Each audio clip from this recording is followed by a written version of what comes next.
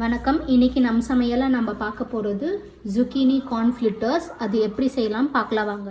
ஜுக்கீனி நான் தோல் சீவி நல்லா இந்த மாதிரி சன்னமாக துருவி எடுத்திருக்கேன். ஜுக்கீனி கூட இங்கே ஒரு பச்சை மிளகா சின்ன சின்னதாக அரைஞ்சி வச்சுருக்கேன், அது போட்டுடலாம். அப்புறம் இங்கே க்ரீன் ஆனியன்ஸ், ஒயிட் பார்ட் அப்புறம் க்ரீன் பார்ட் ரெண்டுமே அரைஞ்சி வச்சுருக்கேன், அதுவும் இங்கே சேர்த்துடலாம். வச்ச கார்ன் சேர்த்துக்கலாம், ஸ்வீட் கார்ன். 1/4 ஸ்பூன் சீரகத்தூள் சேர்த்துக்க போகிறோம்.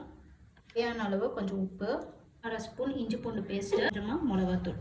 ஏற்கனவே நம்ம சில்லி யூஸ் பண்ணியிருக்கோம், ஸோ அதனால் பார்த்து சேர்த்துக்கோங்க. ஒரு 2 ஸ்பூன் மைதா மாவு சேர்த்துக்க போகிறோம்.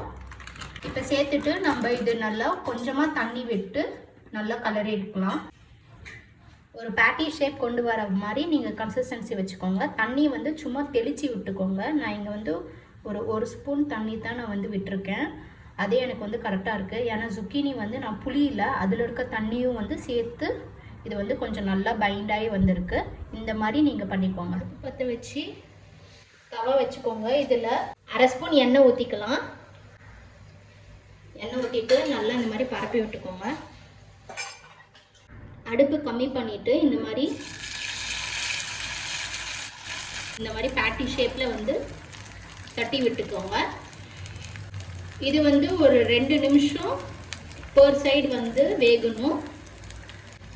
அப்புறம் இது திருப்பி போட்டு இன்னும் ஒரு 2 நிமிஷம் வேக விட்டுறணும்.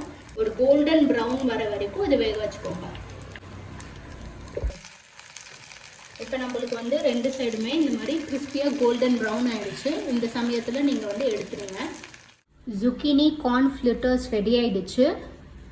இது கூட நீங்கள் செஷ்வான் சாஸ் பேர் பண்ணி சாப்பிட்டுக்கலாம். இது வீட்டில் கண்டிப்பாக ட்ரை பண்ணி பாருங்கள்.